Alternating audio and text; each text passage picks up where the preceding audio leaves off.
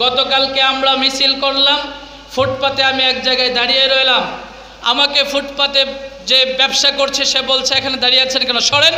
আমি বললাম ভাই কেন? বললো এটা ফুটপাত, এখানে দাঁড়ানোর জায়গা নাকি?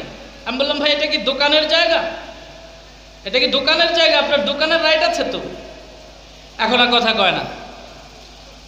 তার মানে গণতন্ত্রের মাধ্যমে এই ফুডগুলোকে চাঁদাবাজ মুক্ত করা যাবে না, গণতন্ত্রের মাধ্যমে এই হকার্সগুলোকে রাস্তা থেকে ওঠানো যাবে না, গণতন্ত্রের মাধ্যমে জননিরাপত্তা নিশ্চিত করা যাবে না, গণতন্ত্রের মাধ্যমে মানুষের চাঁদাবাজি বন্ধ করা যাবে না, চোরি রাহাজানি বন্ধ করা যাবে না।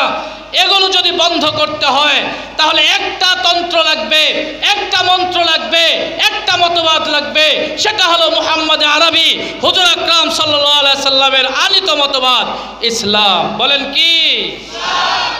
ইসলাম। ভালো লাগতেছে না তাই না? ইসলাম ভালো লাগে মসজিদে ঢুকলে, ওই খুপড়ির ভিতরে ঢুকলে মুসলমান। অনেক মুসলমান তো যখন মসজিদের ভিতরে ঢুকার পরে পকেটে হাত দিয়ে টুপিটা মাথায় দেয়, তার মানে এখন তিনি মুসলমান। আবার যখন মসজিদ থেকে বের হওয়ার নিয়ত করে তখন টুপিটা পকেটে ঢুকিয়ে বের হয়ে যায়, এখন তিনি সমাজতন্ত্রের লোক, এখন তিনি পশ্চিমা গণতন্ত্রের লোক, এখন তিনি পূর্বের গণতন্ত্রের লোক, এখন তার সাথে ইসলাম যায় না, এখন তার সাথে ইসলাম যায় না, ইসলামের সাথে তিনি যান না। والعصر إن الإنسان لفي خسر إلا الذين آمنوا وعملوا الصالحات وتواصوا بالحق وتواصوا بالصبر وقال رسول الله صلى الله عليه وسلم الدين النصيحة لله ولرسوله ولأئمة المسلمين وعامتهم أو كما قال عليه الصلاة والسلام اللهم صل على محمد وعلى آل محمد كما صليت على إبراهيم وعلى آل إبراهيم إنك حميد مجيد اللهم بارك على محمد وعلى آل محمد كما باركت على إبراهيم وعلى آل إبراهيم إنك حميد مجيد। यहाँ हम सब मुसाफिर हैं, कब्र आखिर ठिकाना, कोई आगे रवाना है कोई पीछे रवाना, तो को जावा सुन्नते अहमद को जा बा मुहम्मद कई बोत निस्बत तोरा। और भाईरा ওয়াজ মাহফিল, জিকিরের মাহফিল, কোরআনের মাহফিল, আল্লাহ পাক নিরাপত্তা দিয়েছেন, নিরাপদে আমরা ওয়াজের মাহফিলে আসতে পেরেছি। এজন্য রব্বুল আলামিনের দরবারে একবার শুকরিয়া আদায় করি, বলি আলহামদুলিল্লাহ। দীর্ঘ 8 দিন অসুস্থ, জ্বর, গলা ফোলা, টনসিল, আমার ভয়েস নিয়মিত যেটা এটা এখন নাই, এটা নষ্ট হয়ে গেছে, চেঞ্জ হয়ে গেছে। অ্যান্টিবায়োটিক চলছে আজকে প্রায় 12-13 দিন ধরে। এরপরও যেহেতু মহল্লার এলাকার মাহফিল, আবার যিনি এই মাহফিলটা ইন্তেজাম করেছেন আমাদের সাভার অঞ্চলের উলামায়ে কেরামদের হৃদয়ের মণিকোঠায় যার বসবাস, হযরত শাইখুল ইসলাম আহমদ শফি রহমতুল্লাহি আলাইহির খলিফা মুফতি মাহবুব রহমান নবাবগঞ্জি সাহেব দামাত বরকাতুহুমের নতুন প্রতিষ্ঠান, নতুন মাহফিল, নতুন আয়োজন, নতুন উদ্যোগ।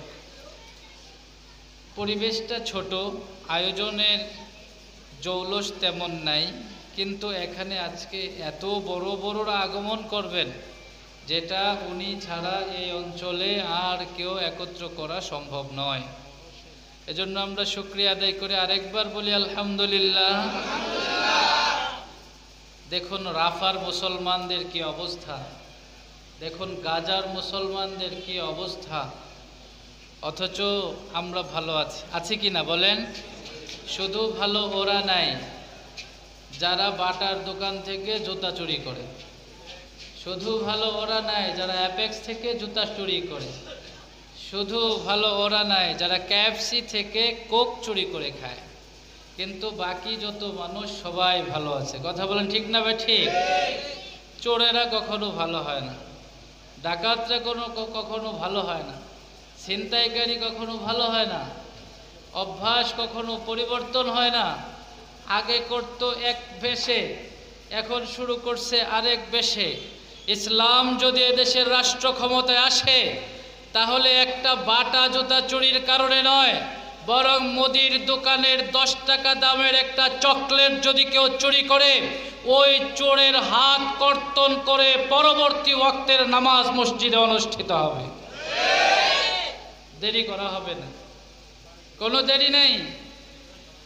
সুতরাং ইসলাম চোরদের জন্য বিশাল কিছু, অ্যাটমিক পাওয়ারের চেয়ে ভয়ঙ্কর কিছু, ডাকাতদের জন্য ভয়ঙ্কর কিছু, নষ্টা ভ্রষ্টাদের জন্য ভয়ঙ্কর কিছু, চরিত্রহীনদের জন্য ভয়ঙ্কর কিছু, মদখোরদের জন্য ভয়ঙ্কর কিছু। কিন্তু ইসলাম তাদের জন্য শুধুই রবের পক্ষ থেকে রহমত আর শান্তি। যারা ইসলামের সকল বিধানগুলোকে ফলো করে, যারা ইসলামকে মেনে চলে, ইসলামের প্রত্যেকটা আদর্শকে যারা ধারণ করে, এদের জন্য ইসলাম শুধুই শান্তি, শুধুই শান্তি, শুধুই শান্তি। যেখানে ইসলাম সেখানে শান্তি, যেখানে ইসলাম সেখানে শান্তি, যেখানে ইসলাম সেখানে নিরাপত্তা, যেখানে ইসলাম ওই ভূখণ্ড নিরাপদ, যেখানে ইসলাম নেই ওখানে শান্তি নেই। গাজায় ইসলাম নাই, গাজায় শান্তি নাই। রাফায় ইসলাম নাই, রাফায় শান্তি নাই। ফিলিস্তিনে ইসলাম নাই, ফিলিস্তিনে শান্তি নাই। ফিলিস্তিনের যুবক বোমার আঘাতে ছিন্ন ভিন্ন হয়, মুখে নবীর দাড়ি নাই, তাও সে নবীর দাড়ি মুখে নেয় না, তাও সে ইসলাম তার ঘরে ঢুকায় না, তাও সে নিজের ভিতরে ইসলাম নেয় না। এজন্য শান্তি নাই। আমরা একটা কথা নিশ্চিন্তে বলছি, হিন্দুস্তান যদি আমাদের সঙ্গে ইসরায়েলের মতো আচরণ করার স্বপ্ন দেখে, আমরা তাদের কলিজা ছিঁড়ে বের করে ফেলবো। আমরা হিন্দুস্তানে আবারও মুঘল সাম্রাজ্যের কালিমার পতাকা উড়িয়ে দেব। আসো, দেখো, আমরা অপেক্ষায় আছি তোমাদের আগমনের। এই মালু টালুরা কবে আসবা, এই অপেক্ষায় আছি। আসো, আমরা তো আমাদের দেশ নিয়ে চিন্তা করি না, আমরা তো আবারও আমাদের সেই লাল কিল্লা ইসলামের পতাকা উড্ডীন করার অপেক্ষায় আছি। সালাউদ্দিন আইয়ুবীর মাধ্যমে যে হিন্দুস্তানকে আমরা ধারণ করেছিলাম, বিজয় করেছিলাম, পরবর্তীতে 750 বৎসর পর্যন্ত এই হিন্দুস্তানকে আমরা শাসন করেছিলাম। আমরা তোমাদের নবাবী প্রথাকে উঠাইয়া দেই নাই, আমরা তোমাদের জমিদারি প্রথাকে বন্ধ করে দেই নাই, আমরা তোমাদের নামের স্কুলগুলোকে কেটে দেই নাই, আমরা তোমাদের জায়গিরদারি জমিদারি প্রথাকে বন্ধ করে দেই নাই। 750 বৎসরে আমরা তোমাদের উপর কোনো ধরনের অত্যাচার করি নাই। 750 বৎসর নতুন দোলার মতো, নতুন জামাইয়ের মতো এই হিন্দুস্তানে, এই পাক ভারতবর্ষে আমরা তোমাদেরকে লালন পালন করেছি। আজকে তোমরা মুসলমানদের ওয়াকফ সম্পদ, মুসলমানদের ওয়াকফ সম্পদ, মুসলমানদের লক্ষ লক্ষ কোটি কোটি বিলিয়ন ডলারের সম্পদকে আত্মসাৎ করার ষড়যন্ত্র করছো। শোনো, এই আত্মসাতের মাধ্যমে তোমরা নিজেদের পায়ের নিচ থেকে নিজেদের মাটিকে সরিয়ে ফেলছো। আগামী দিনে আবারও সালাউদ্দিন আইয়ুবীরা আসবে, আগামী দিনে আবারও মুহাম্মদুল কাসিমরা আসবে, আগামী দিনে এই হিন্দুস্তান শুধুই মুসলমানদের ঠিকানা হবে। সর্বপ্রথম এই দেশে এসেছিল আদম। তিনি হিন্দু ছিলেন না মুসলমান ছিলেন? বলুন, মুসলমান ছিলেন, ঠিক কিনা? সুতরাং সর্বপ্রথম হিন্দুস্তানে যেই জাতি বা যেই গোষ্ঠীর পা পড়েছে সেটা হলো মুসলমান, তাওহীদে বিশ্বাসী, একত্ববাদীদের দ্বারা হিন্দুস্তান আবাদ হয়েছে। আমরা কিছু সময় ঘুমিয়ে পড়েছিলাম, সেই সুযোগে তোমরা ক্ষমতায় বসেছ। এখন মুসলমানদেরকে ভিটে মাটি ছাড়া করার দুশ্চিন্তা বানায় এক ধরনের অপকৌশল অবলম্বন করেছ।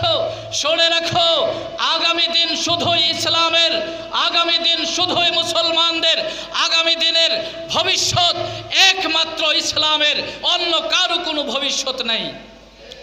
আমি বহু বছর আগে বলেছিলাম, দেখেন এই পৃথিবীতে যত মতবাদ এসেছে সকল মতবাদের অপমৃত্যু হয়েছে, সকল মতবাদ পচে গেছে। সর্বশেষ মানবাবিষ্কৃত যে মতবাদ, এটার নাম হলো ডেমোক্রেসি, গণতন্ত্র। এই গণতন্ত্রের পতন ধরেছে। এই গণতন্ত্র এই পৃথিবীতে থাকবে না, কারণ আজীবন থাকার জন্য গণতন্ত্র আসে নাই। মানুষের ভিতর থেকে যা বের হয় এটা চিরস্থায়ী হয় না, রবের ভিতর থেকে যা বের হয় এটা চিরস্থায়ী হয়। চিরস্থায়ীভাবে কোনো মতবাদ যদি পৃথিবীতে থাকে, ওই মতবাদের নাম হলো ইসলাম। বলেন কি? আরে বলুন না কি? ইসলাম। যে যেভাবেই এটাকে ব্যাখ্যা করুক এরকম হবেই। গণতন্ত্রের মাধ্যমে মানুষ কোনোদিন ভালো হবে না, আদর্শময় হবে না। গতকালকে আমরা মিছিল করলাম, ফুটপাতে আমি এক জায়গায় দাঁড়িয়ে রইলাম। আমাকে ফুটপাতে যে ব্যবসা করছে সে বলছে, এখানে দাঁড়িয়ে আছেন কেন, সরেন। আমি বললাম, ভাই কেন? বললো, এটা ফুটপাত, এখানে দাঁড়ানোর জায়গা নাকি? আমি বললাম, ভাই এটা কি দোকানের জায়গা? এটা কি দোকানের জায়গা? আপনার দোকানের রাইট আছে তো। এখন আর কথা কয় না। তার মানে গণতন্ত্রের মাধ্যমে এই ফুটগুলোকে চাঁদাবাজ মুক্ত করা যাবে না। গণতন্ত্রের মাধ্যমে এই হকার্সগুলোকে রাস্তা থেকে ওঠানো যাবে না। গণতন্ত্রের মাধ্যমে জননিরাপত্তা নিশ্চিত করা যাবে না। গণতন্ত্রের মাধ্যমে মানুষের চাঁদাবাজি বন্ধ করা যাবে না, চোরি রাহাজানি বন্ধ করা যাবে না। এগুলো যদি বন্ধ করতে হয় তাহলে একটা তন্ত্র লাগবে, একটা মন্ত্র লাগবে, একটা মতবাদ লাগবে। সেটা হলো মুহাম্মদ আরবি হুজুর আকরাম সাল্লাল্লাহু আলাইহি সাল্লামের আনিত মতবাদ ইসলাম। বলেন কি? ইসলাম। ভালো লাগতেছে না, তাই না? ইসলাম ভালো লাগে মসজিদে ঢুকলে, ওই খুপড়ির ভিতরে ঢুকলে মুসলমান। অনেক মুসলমান তো যখন মসজিদের ভিতরে ঢুকার পরে পকেটে হাত দিয়ে টুপিটা মাথায় দেয়, তার মানে এখন তিনি মুসলমান। আবার যখন মসজিদ থেকে বের হওয়ার নিয়ত করে তখন টুপিটা পকেটে ঢুকিয়ে বের হয়ে যায়, এখন তিনি সমাজতন্ত্রের লোক, এখন তিনি পশ্চিমা গণতন্ত্রের লোক, এখন তিনি পূর্বের গণতন্ত্রের লোক। এখন তার সাথে ইসলাম যায় না, এখন তার সাথে ইসলাম যায় না, ইসলামের সাথে তিনি যান না। এই ধরনের ধোঁকাবাজ, এই ধরনের প্রবঞ্চক, এই ধরনের প্রতারক আল্লাহর দরবারে 1000 বছর যদি সেজদায় গিয়ে পড়ে থাকে, এতেও তার কোনো ধরনের উন্নতি হবে না। ইসলাম সেটাই যেটা আপনি হৃদয়ে ধারণ করেন, ইসলাম সেটাই যেটা আপনি হৃদয়ে লালন করেন, ইসলাম ওটাই যে আত্মবিশ্বাস আপনাকে পরিচালনা করে। এই দেশে মুসলমান কম না বেশি? বেশি, ঠিক কিনা বলেন? এটা আদমশুমারির হিসাবে না ইসলামের চশমায়? আদমশুমারির হিসাবে। আল্লাহর রাসূল সাল্লাল্লাহু আলাইহি সাল্লাম বলেন যে আল ফারকু বাইনাল মুমিনি ওয়াল কাফির আস-সালাহ তারকুস সালাহ। মুসলমান আর কাফেরের মধ্যে পার্থক্য হলো নামাজ ছেড়ে দেয়া। নামাজ আছে মুসলমান, নামাজ নাই কাফের। এবার যদি এই চশমাটা লাগিয়ে আমরা সমাজে দেখি তো মুসলমান বেশি না মুসলমান কম? বলেন। আচ্ছা, আল্লাহর রাসূল সাল্লাল্লাহু আলাইহি সাল্লাম বলেন, এই কান খুলে শোনেন, কতজন উপস্থিত ওটা বড় বিষয় নয়, আপনাকে আমি বোঝাতে পারলাম কিনা মেসেজটা, এটা বড় বিষয়। কান খুলে শোনেন, আমার শরীর স্বাস্থ্যও নাই, গলা টলাও নাই, কথা তো একটা যদি বুঝেন তাহলে শোনেন। বলি, আল্লাহর রাসূল সাল্লাল্লাহু আলাইহি সাল্লাম বলেন, যেই এলাকায় যে অঞ্চলে মুসলমানের সংখ্যা বেশি, ওই এলাকায় রাষ্ট্রে ইসলামী খেলাফত প্রতিষ্ঠা করা নামাজের মতো ফরজে আইন। বুঝবেন ভালো করে, যেই এলাকায় যেই জনপদে যেই অঞ্চলে মুসলমানের সংখ্যা কম, ওই অঞ্চলে দাওয়াত ও তাবলীগের মাধ্যমে ইমানদারের সংখ্যা বৃদ্ধি করা নামাজের মতো ফরজে আইন। এবার বলুন, বাংলাদেশে নামাজের মতো ফরজে আইন কোনটা? আসরের পরে পরে বের হইয়া কালিমার দাওয়াত দেওয়া না, প্রতিদিন ফজর আর আসরের পরে বের হয়ে মানুষের হাত ধরে ধরে বায়াত গ্রহণ করা, যে ইসলামী খিলাফার জন্য জীবন উৎসর্গ করতে হবে। কোনটা কোনটা বলেন? যেখানে মুসলমান বেশি সেখানে রাষ্ট্রে ইসলাম যাবে, রাষ্ট্রে ইসলাম প্রতিষ্ঠা করার দায়িত্ব হলো ওই অঞ্চলের মুসলমানদের, ওই এলাকার নাগরিকদের, ওই রাষ্ট্রের জনগণের। আর যে অঞ্চলে মুসলমান কম, ওই অঞ্চলের মুসলমানের দায়িত্ব হলো কালিমার দাওয়াত দিয়ে মুসলমানের সংখ্যা বৃদ্ধি করা। এবার বাংলাদেশের মুসলমানদের দাওয়াত কি হওয়া দরকার? বাংলাদেশের মুসলমানদের বায়াত কি হওয়া দরকার? বাংলাদেশের মুসলমানদের সিদ্ধান্ত কি হওয়া দরকার? মসজিদে যেই নামাজ কায়েম হয় এটাকে একামতে সলাত বলা হয়। এই একামতে সলাতের যিনি ইমাম তাকে ইমামে সুগরা বলা হয়, ছোট ইমাম বলা হয়। আর দেশে যে খিলাফত প্রতিষ্ঠা করা হয় এটাকে একামতে সালাত বলা হয় না, এটাকে একামতে দ্বীন বলা হয়। যে এই ভূখণ্ডে দ্বীনকে প্রতিষ্ঠা করা হয়েছে, ওই ইসলামী ভূখণ্ডের যিনি ইমাম হন, প্রধান হন, তাকে শরীয়তের পরিভাষায় ইমামে কুবরা বলা হয়। কি বলা হয়? রাষ্ট্রের প্রেসিডেন্ট ইমামে কুবরা, রাষ্ট্রের প্রেসিডেন্সির দায়িত্ব পালন করা ইমামতে কুবরা। ইমামতে কুবরাকে নাস্তিকের হাতে দিয়ে, ইমামতে কুবরাকে পশ্চিমা ভারতে গুন্ডাদের হাতে দিয়ে, ইমামতে কুবরাকে পূবের কোনো ধরনের তন্ত্রমন্ত্রে বিশ্বাসীদের হাতে দিয়ে, সমাজকে নাস্তিকদের হাতে উঠিয়ে দিয়ে, এই সমাজকে বহুত্ববাদীদের হাতে উঠিয়ে দিয়ে, এই সমাজের সব কিছুকে ফাসেক ফুজ্জার বেদিনদের হাতে উঠিয়ে দিয়ে আপনি মনে করছেন আপনার মসজিদের নামাজ নিরাপদ। আল্লাহর কসম, আপনার মসজিদ নিরাপদ নয়, নামাজ নিরাপদ নয়, ঈমান নিরাপদ নয়, আপনার ইসলাম নিরাপদ নয়। নিরাপদ তখন হবে যখন ইমামতে কুবরাও মুসলমানদের থাকবে। বলেন কি মুসলমানদের থাকবে?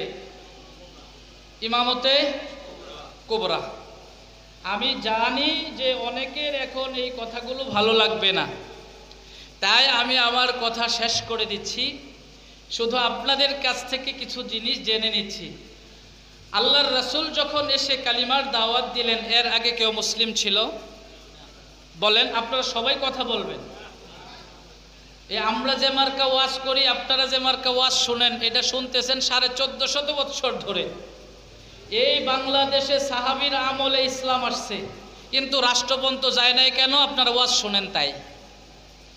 আপনারা যদি ওয়াজ না শুনে, আপনারা যদি এগুলোকে শিক্ষা হিসাবে, বক্তব্য হিসাবে এবং ইসলামী গুরুজনদের বক্তব্য হিসাবে নিতেন, এখান থেকে শিক্ষা গ্রহণ করতেন, তো 1450 বছর লাগার কথা না রাষ্ট্রের পর্যন্ত ইসলাম যাইতে।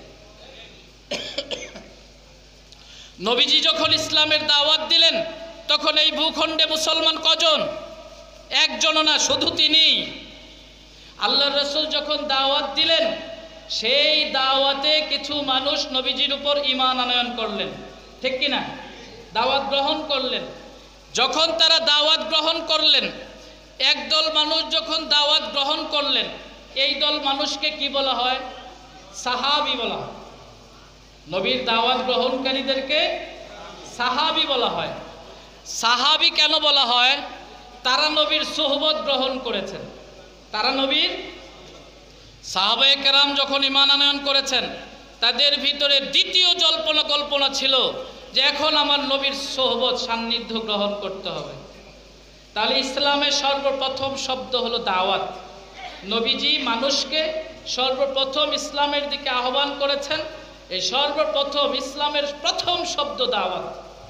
উম্মত সর্বপ্রথম নবী থেকে দাওয়াত পেয়েছে। এবার যারা ইসলাম ধর্ম গ্রহণ করেছেন তাদের প্রথম দায়িত্ব ছিল সোহবত। বলুন, নবীর দাওয়াত গ্রহণ যারা করেছিলেন তাদের প্রথম দায়িত্ব কি ছিল? সোহবত। তারা নবীর সোহবত গ্রহণ করেছিলেন। আবু বকর বলেন, ওমর বলেন, উসমান বলেন, আলী বলেন, তালহা বলেন, জুবায়ের বলেন, খুবাইব বলেন, খাব্বাব বলেন, আম্মার বলেন, ইয়াসার বলেন, সব থেকে সবার দায়িত্ব ছিল যে আমি যেহেতু পড়েছি আশহাদু আল্লা ইলাহা ইল্লাল্লাহ ওয়া আশহাদু আন্না মুহাম্মাদান আবদুহু ওয়া রাসূলুহু, আমার দায়িত্ব হলো এবার নবীর সঙ্গে থাকা, নবীর সান্নিধ্যে থাকা, নবীর সোহবত উঠানো। বলেন কথা ঠিক না ঠিক? কিন্তু এই যে আমরা যারা এখানে বসলাম, আমরা প্রত্যেকেই ব্যবসায়ী, প্রবীণ ব্যবসায়ীর সোহবত উঠিয়েছি, চাকরিজীবী বসের সোহবত উঠিয়েছি, ছাত্র শিক্ষকের সোহবত উঠিয়েছি, কৃষক দাদার কাছ থেকে সোহবত উঠিয়েছি। আমরা দুনিয়াবি ব্যাপারে কিন্তু সোহবত উঠিয়েছি ঠিকই, কিন্তু আমাদের ধর্মীয় ব্যাপারে আমরা কারো থেকে কোনো সোহবত উঠিয়েছি? বলেন, আমরা কি কোনো ধর্মীয় শিক্ষাগুরু, ধর্মীয় স্কলার এদের কাছ থেকে কখনো সামান্যতম সোহবত নিয়েছি? নেই। বরং আমরা মনে করি এই ইমাম, আমাদের পকেটের টাকায় তোমার বেতন হয়, আমরা যেভাবে বলবো সেভাবে করবা, সেভাবে বলবা। যখন ইমাম সুদের ব্যাপারে বলে কেউ গলা খুশখুশানি দেয়, যখন ঘোষের ব্যাপারে বলে আরেকজন করে ওঠে, যখন পর্দার ব্যাপারে বলে আরেকজন মাথা উঁচু করে। এই যে মসজিদের ভিতরে সামাজিক মাস্তানিগুলো চলছে, যতদিন পর্যন্ত মসজিদগুলোর ভিতরে এই সামাজিক মাস্তানি চলবে ততদিন পর্যন্ত মসজিদগুলোর অবস্থা কি হবে? আল্লাহর পয়গম্বর বলেন, শোনো, মাসাজিদুহা আমিরাতুন ওয়া হিয়া খারাবুন আনিল হুদা। শেষ সময়ের মসজিদগুলো হবে যেই রকম ভাবে মন্দিরগুলো সুসজ্জিত, যেরকম ভাবে প্যাগোডাগুলো সুসজ্জিত, যেরকম ভাবে গির্জাগুলো সুসজ্জিত, ওরকম ভাবে মুসলমানদের মসজিদগুলো মার্বেল দিয়ে, এসি দিয়ে, জারবাতি দিয়ে সুসজ্জিত থাকবে, কিন্তু ওয়াহিয়া খারাবুন আনিল হুদা, হেদায়েত শূন্য হবে, হেদায়েত থেকে অনেক খারাপ হবে এই মসজিদ। কোন হেদায়েতের কথা, কোন হক কথা এই মসজিদ থেকে হবে না, হওয়া সম্ভব নয়। কারণ যতদিন পর্যন্ত সুদখোর, ঘুষখোর, চাঁদাখোর, দুর্নীতিবাজ, বদমাশ, চরিত্রহীন এই চোরেরা মসজিদের নেতৃত্বে থাকবে, ততদিন পর্যন্ত আল্লাহর ঘর মসজিদ থেকে সত্য কথা, হক কথা, শরীয়তের কথা, ইসলামের কথা, খেলাফতের কথা বলা সম্ভব নয়। এই জন্য বিশ্ব মানবতার মুক্তির দূত মুহাম্মদ আরবি হুজুর আকরাম সাল্লাল্লাহু আলাইহি ওয়াসাল্লাম বলেন, শোনো, তুমি দাওয়াত দাও ঈমানের, তুমি দাওয়াত দাও ইসলামের। ঈমান গ্রহণ করেছে, ইসলাম গ্রহণ করেছে, এবার তার দায়িত্ব হলো ইসলামের ধৌত পরিধৌত, শুদ্ধ পরিশুদ্ধ, পবিত্র পূত পবিত্র, পবিত্র আত্মার সঙ্গে তার সংস্রব ঘটিয়ে, সোহবত ঘটিয়ে তার ভিতরকে ভালো করে নেবে। আত্মা ভালো মানুষ যেখানে যাবে ওই পরিবেশ ভালো হবে, আত্মা ভালো মানুষ যেই জায়গায় যাবে ওই জায়গা ভালো হবে, আত্মা ভালো মানুষ যেই সমাজে যাবে ওই সমাজ ভালো হবে, যেই মহল্লায় যাবে মহল্লা ভালো হবে, রাষ্ট্রে যাবে রাষ্ট্র ভালো হবে। ভালো মানুষ যেখানে যাবে সে মৌচাকের মধু পোকার মতো তার দ্বারা মধু নির্গত হবে। দুষ্ট মানুষ যেখানে যাবে সে হলো মাছির মতো, কানা মাছির মতো, যেখানে যাবে ওখানে ভাইরাস ছড়াবে। মুসলমান ভাইরা, প্রথম হলো দাওয়াত, কথাটা মিলল। দ্বিতীয় হলো সোহবত, দ্বিতীয় হলো সোহবত। সোহবতের মাধ্যমে ঈমান শিখলেন সাহাবীরা, সোহবতের মাধ্যমে আমল শিখলেন সাহাবীরা, সোহবতের মাধ্যমে এলেম শিখলেন সাহাবীরা, সোহবতের মাধ্যমে এগুলো শিখলেন। সব এগুলোকে এক কথায় বলা হয় ইবাদত। বলেন কি বলা হয়? ইবাদত। তাইলে দাওয়াতের মাধ্যমে ঈমান আসলো, সোহবতের মাধ্যমে ইবাদত আসলো। এবার যখন ইবাদত আসলো, সকল সাহাবীদের মধ্যে সব ধরনের ইবাদত আছে। এবার পয়গম্বরে দো আলম হুজুর আকরাম সাল্লাল্লাহু আলাইহি ওয়াসাল্লাম নির্দেশ দিলেন, শোনো, তুমি যত বড় মাপের আমলদার হও, যত বড় মাপের ইবাদতকারী হও, যত বেশি তোমার ইবাদত হোক না কেন, নিজ মহল্লায় থেকে, স্ত্রী সন্তানদের সান্নিধ্যে থেকে, নিজের ব্যবসায়ী প্রতিষ্ঠানে থেকে, নিজের চাকরির জায়গায় থেকে, নিজের ঘরে থেকে, আত্মীয় স্বজনের সাথে থেকে ইসলামের পরিপূর্ণতা অর্জন করা সম্ভব নয়। সুতরাং যাও, সব ছেড়ে মদিনায় হিজরত লাগাও। তাহলে প্রথম হলো দাওয়াত, দ্বিতীয় হলো সোহবত, তৃতীয় হলো ইবাদত, চতুর্থ হলো হিজরত। আল্লাহ জানে বুঝতেছেন কিনা। হিজরত, সবাই সব ছেড়ে হিজরত করে মদিনায় চলে গেলেন। সব ছেড়ে, বাপ সন্তান ছেড়ে, সন্তান বাপ ছেড়ে, স্বামী স্ত্রী ছেড়ে, স্ত্রী স্বামী ছেড়ে, সবাই সবাইকে ছেড়ে 650 মাইলের দূরের মদিনায় চলে গেলেন সব হিজরত করে। মদিনায় যাওয়ার পরে ভাবলেন, এখন আমরা সন্ন্যাসীর মতো, এখন আমরা দুনিয়া বিমুখের মতো, এখন আমরা রহবানদের মতো, এখন শুধু আমল আর ইবাদত করব, অন্য কিছু করব না।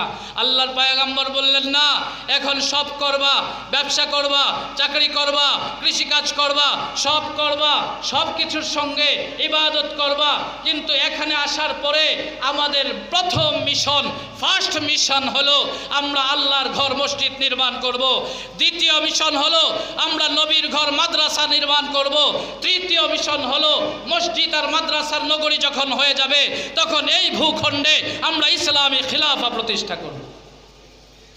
বাংলাদেশে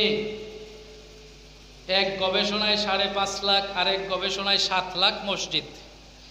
বাংলাদেশে এনজিওদের গণনা অনুযায়ী 56,000 মাদ্রাসা, ছোট বড়।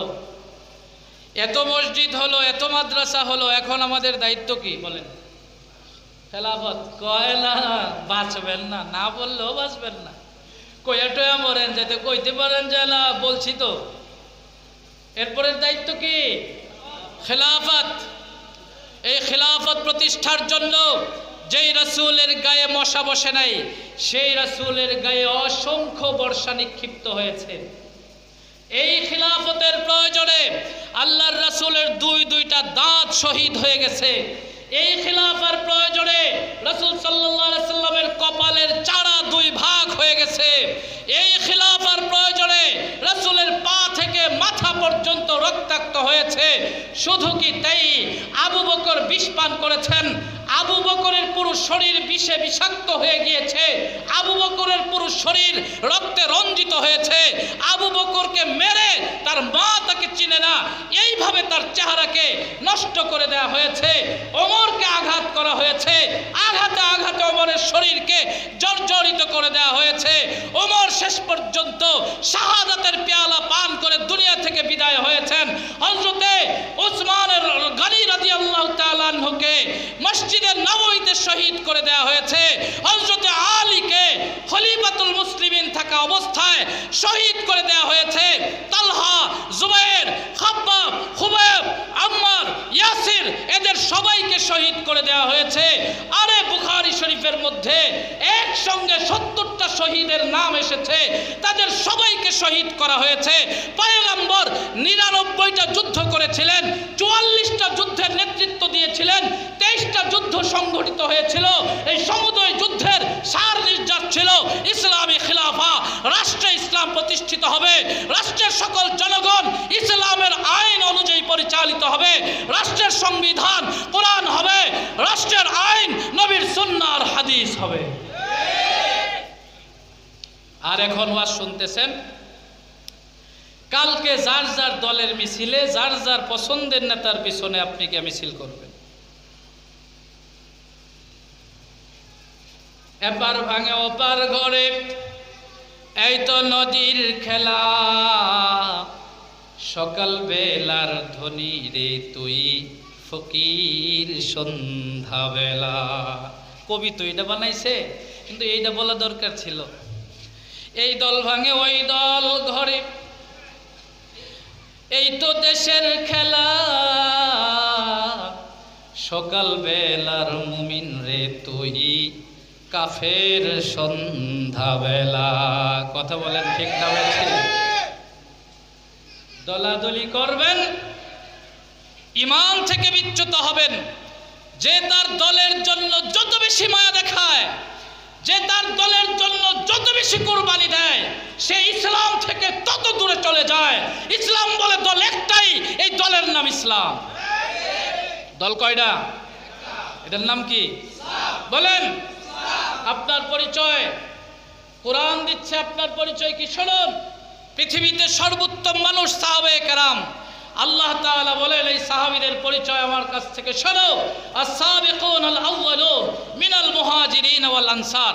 সাহাবীদের পরিচয় তিনটা। এক দল তো ঈমান ইসলাম মেরে আল্লাহর রাস্তায় শহীদ হয়ে একেবারে তারা স্টার মার্ক পেয়ে চলে গেছে, আস-সাবিকুন আল-আউয়ালুন। আর দ্বিতীয় আরেক দল হলো মুহাজির, আরেক দল হলো আনসার। আনসার মুহাজির এর বাইরে কোনো পরিচয় নেই।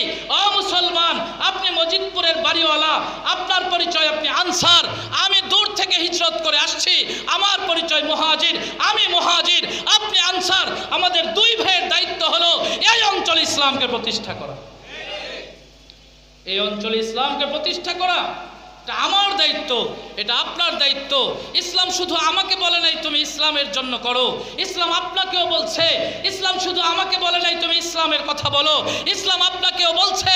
আল্লাহর পয়গম্বর রক্তমাখা শরীর, রক্তমাখা জামা, চেহারা থেকে রক্ত বের হইতেছে, ঠোঁট দিয়ে গড়ায় গড়ায় ব্লাড বের হইতেছে, এমন দরদ মাখা নবী। এই অবস্থায়ও আল্লাহর পয়গম্বর উম্মতি উম্মতি উম্মতি বলতেছেন। যেই পয়গম্বরকে সাহাবায়ে কেরাম জিজ্ঞেস করেন, ইয়া রাসূলুল্লাহ, দুনিয়াতে তো সীমাহীন কষ্ট করলেন, পরকালে আপনাকে কোথায় পাবো? আল্লাহর পয়গম্বর বলেন, আবে কাউসারের পাশে গিয়ে পাইবা, অথবা জাহান্নামের গেইটে গিয়ে পাইবা, অথবা মিজানের পাল্লার কাছে গিয়ে পাইবা। আরে কিয়ামতের ময়দানে নবী উম্মতকে ভুলবেন না। এই আমাদের নবী, তিনি রাহমাতুল লিল আলামিন। আল্লাহ রাব্বুল আলামিন বলেন, আমি যতটুকুর ভিতরে রব্বুল আলামিন, আপনি ততটুকুর ভিতরে রাহমাতুল লিল আলামিন। সেই রহমতে আলামিন হুজুর আকরাম সাল্লাল্লাহু আলাইহি সাল্লাম বলেন, আমার উম্মত শোনো, বাল্লিগু আন্নি ওয়ালাউ আয়া। তোমার কাছে যদি ইসলামের একটা সংক্ষিপ্ত বক্তব্য থাকে, তোমার কাছে যদি ইসলামের সংক্ষিপ্ত একটা ওয়ার্ডও থাকে, তোমার কাছে যদি ইসলামের সর্বছোট্ট একটা কথাও থাকে, এটাও আমার অপর উম্মতের কাছে পৌঁছায় দাও। এই নির্দেশ কার?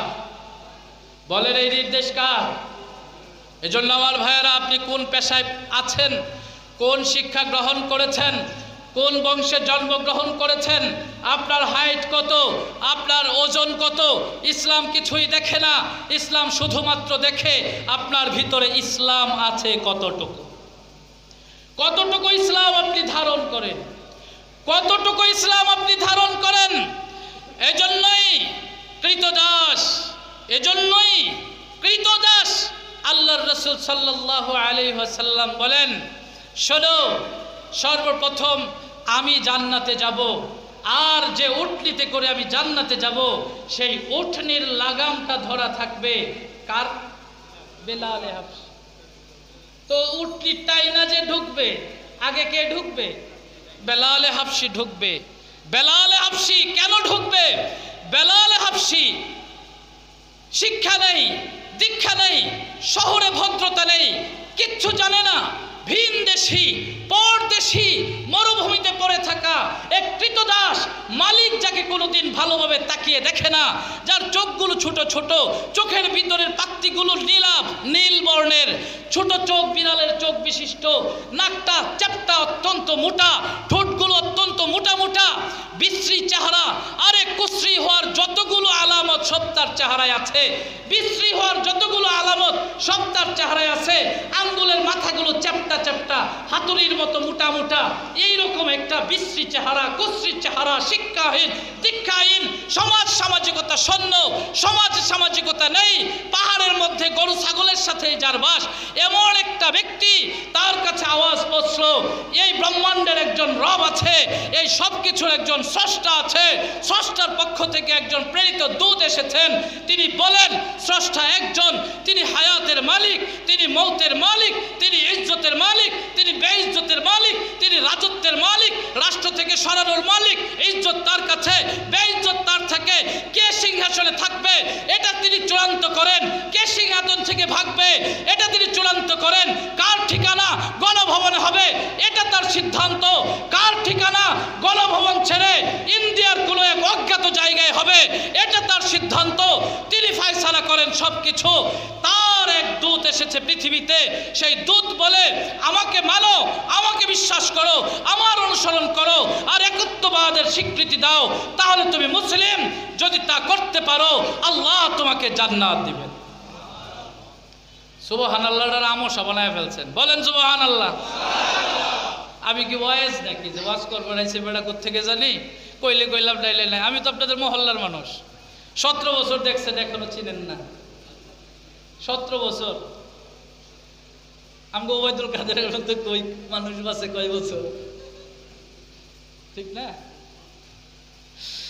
আমার ভাই যে মানো জান্নাতে যাইবা, কোথায় যাইবা? হায় হায় হায় হায় হায় হায় হায়। তিনি কালিমা পড়ে নিলেন। বেলালে হাবশি কি পড়ে নিলেন? কালিমা পড়ে নিলেন। মুখে আগুন দিয়ে দেয়া হলো, আংটা ঢুকিয়ে দেয়া হলো, গরম লোহা ঢুকিয়ে দেয়া হলো। বেলালে হাবশি তার জায়গা থেকে সরেন না। পিঠের মধ্যে গরম লোহা দিয়ে তাকে তাপ দেয়া হলো। পিঠের চামড়া শেষ হয়ে গেল, চর্বি শেষ হয়ে গেল, রগ রেশা শেষ হয়ে গেল, হাড্ডিগুলো বের হয়ে গেল, গোশতগুলো পড়ে গেল। বেলালে হাবশি তার অবস্থান থেকে সরেন না। যখনই তার হোশ আসে তিনি বলেন আহাদ। কি বলেন? কি বলেন? সবাই বলেন কি বলেন?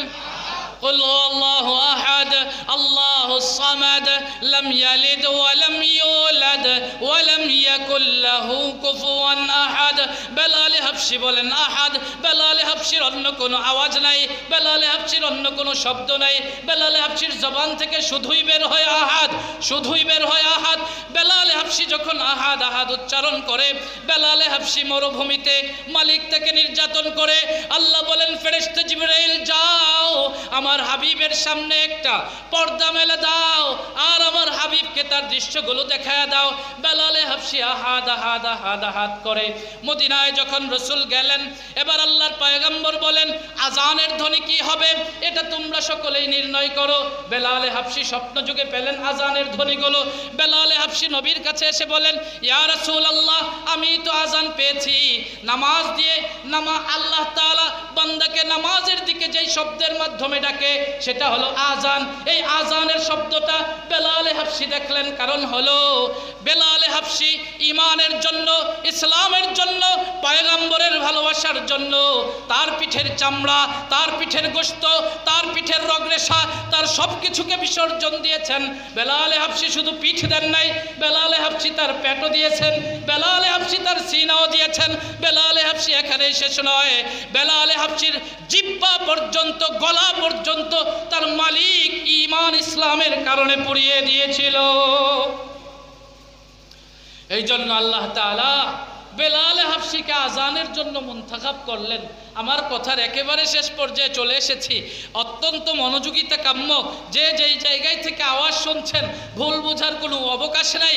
আপনি আপনার দলের ক্যাম্বাস করেন, আপনি আপনার দল নিয়ে চিন্তা করেন। আমিও এক দলের ক্যাম্বাসার। এই দলের ক্যাম্বাসারি শিখার জন্য 16টা বছর ঘর ছেড়েছি, 16টা বছর বাড়ি ছেড়েছি, 16টা বছর বিছানা ছেড়েছি, মাটিতে 16টা বছর চাটাইয়ের উপর ঘুমিয়েছি।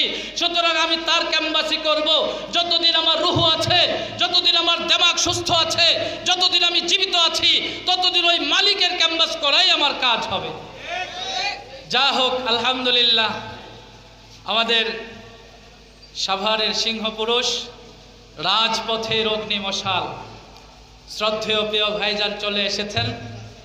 এখন আপনারা ওয়াজও শুনতে পারবেন, আওয়াজও শুনতে পারবেন।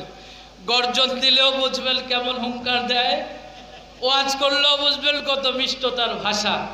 আল্লাহ রাব্বুল আলামিন ভাইজানকে আরো হিম্মত দান করুন, আমিন। ভাইরা, এবার মদিনায় বেলালে হাবশিকে সাহাবীরা বলে বেলালে হাবশির আজান সহি না, সে আকবার বলতে পারে না, আছবার বলে, আশহাদু বলতে পারে না, আশহাদু বলে। কারণ হইল জিহ্বা তো পুড়ে গেছে আগুনে, গলার ভিতরে তো জ্বলন্ত লোহা ঢুকিয়ে দেওয়া হয়েছে, সব তো পুড়ে গেছে, এর জন্য আজান সহি হয় না। আল্লাহর পয়গম্বর মুয়াজ্জিন পাল্টায়া দিলেন, মুয়াজ্জিন পাল্টায়া দিলেন এশার পরে। মুয়াজ্জিন সাহেব আজান দিলেন ফজরের সময়, পয়গম্বর আনচান আনচান করতেছেন। আজান যে হলো, কিন্তু আবসা একটা আলো যে হবে, কিছুটা ফর্সা ফর্সা ভাব যে হবে, এটা হয় না। আল্লাহর পয়গম্বর জিব্রাইলকে বলেন, জিব্রাইল কি হলো, আলো হয় না কেন, নামাজ পড়তে পারছি না কেন? বলে হুজুর, আপনার বেলালে হাবশির আজান দেওয়া ছাড়া অন্য কারো আওয়াজ আসমান পর্যন্ত পৌঁছবে না। বেলালে হাবশির এই যে মর্যাদা, বেলালে হাবশির এই যে মাকাম, এটা তার বংশের জন্য না, এটা তার শিক্ষার জন্য না, এটা তার দেহ অবয়বের জন্য না, এটা তার সামাজিকতার জন্য না, এটা তার সোশ্যালিজমের জন্য না, এটা শুধুমাত্র একমাত্র এই হৃদয়ের ভিতরে একটা জ্বালা, একটা যন্ত্রণা, একটা প্রেম, একটা ভালোবাসা ছিল ঈমান আর ইসলামের কোরআন। আল্লাহর পয়গম্বরের উপর তার একটা ঈমান ছিল, যার মধ্যে কোনো সংশয় ছিল না, যার মধ্যে কোনো ভেজাল ছিল না। এটার মূল্য এত বেশি, এত বেশি, এত বেশি। বেলালে হাবশির ভুল উচ্চারিত আজান আরশ পর্যন্ত আওয়াজ লাগায়া দেয়, কিন্তু সহি উচ্চারিত আজান ওই পরিমাণ দরদ আর ব্যথা হৃদয়ে না থাকার কারণে আরশ পর্যন্ত পৌঁছায় না। আল্লাহর পয়গম্বর মেরাজে গেলেন, বলে সিদরাতুল মুনতাহায় ফেরেশতা জিব্রাইল যখন ছেড়ে দিল, একাকিত্ব বোধ করতে শুরু করলাম। আমি যখন সামিউল আকরামের ওখানে পৌঁছলাম, তখন আমি দেখি টং টং টং টং কীরকম জানি আওয়াজ শোনা যায়। ছোট্ট বাচ্চা যে জুতা পরে অভ্যস্ত না, হঠাৎ জুতা পায়ে দিলে ভিন্ন একটা আওয়াজ হয় কি হয় না? বেলালে হাবশি জুতা পরে অভ্যস্ত না, শহরে আসলে মাঝে মাঝে জুতা পায়ে দেন, এই জন্য জুতা পায়ে দিলে একটা আলাদা শব্দ হয়, মানুষ শুনে ওই যে বেলাল যায়। কে যায়? বেলাল যায়। জুতা পায়ে দিয়ে অভ্যস্ত না তো। আল্লাহর পয়গম্বর বলেন, বেলাল, আমি তো জান্নাতে গিয়ে তোমার পদধ্বনি শুনেছি, কি করেছো? বেলালে হাবশি বলেন, নবী গো, যখন ওযু করি তখন 2 রাকাত নামাজ পড়ি। বলেন না কি? তো বেলালে হাবশির এই মর্যাদা তার প্রেমের কারণে, নবীর উপর তার ঈমানের কারণে। আমরা সবাই কি পারবো বেলালে হাবশির মতো ঈমানে ঈমানদার হতে? তার মতো ঈমান গ্রহণ করতে পারবো সবাই? ইসলামের উপর উঠতে পারবো সবাই? বলেন। কালিমাওয়ালারা আলাদা হবে না, এক থাকবে, ন্যাক থাকবে, একসঙ্গে থাকবে। কালিমাওয়ালাকে কালিমাওয়ালার গুরুজন ওলামায়ে কেরাম যা বলবে, এর বাইরে কালিমাওয়ালা যায় না, যাইতে পারে না, যাবে না। ইনশাআল্লাহ। বলেন ইনশাআল্লাহ। যদি ওযুর কথা কই মানবেন, ঠিক না? ওযুর কথা মানবেন না? যদি নামাজের কথা কই মানবেন না? হজ জাকাতের কথা কই মানবেন না? মানবেন তো, কিন্তু এর বাইরে যদি কই, হ্যাঁ, আপনি এটি কি বুঝে? হুজুর এটি কি বুঝে? হুজুররা কি বুঝে? সব বোঝ আল্লাহ আপনারে দিছে। আল্লাহর পয়গম্বরকে গালি দেওয়া হয়, আবু বকর, ওমর, উসমান, আলীকে গালি দেওয়া হয়, তারা গোটা দুনিয়া বুঝছে। যা পয়রা আমরা তো তাই পড়ছি, তে বুঝবো না কেন? এগুলো বলবেন না। আলেমরা যা বলে এর ভিতরে থাকবেন, দুনিয়াতেও ভালো থাকবেন, পরকালেও ভালো থাকবেন। যত দূরে যাবেন আলেমদের থেকে, পরকাল তত ধ্বংস হবে। আল্লাহ আমাদের সকলকে বুঝার, আমল করার তৌফিক দান করুন। সুবহানাকাল্লাহুম্মা ওয়া বিহামদিকা আশহাদু আল্লা ইলাহা ইল্লা আনতা আস্তাগফিরুকা ওয়া আতুবু ইলাইক। ভাই, ভাঙা গলায় কয়েকটা কথা বললাম।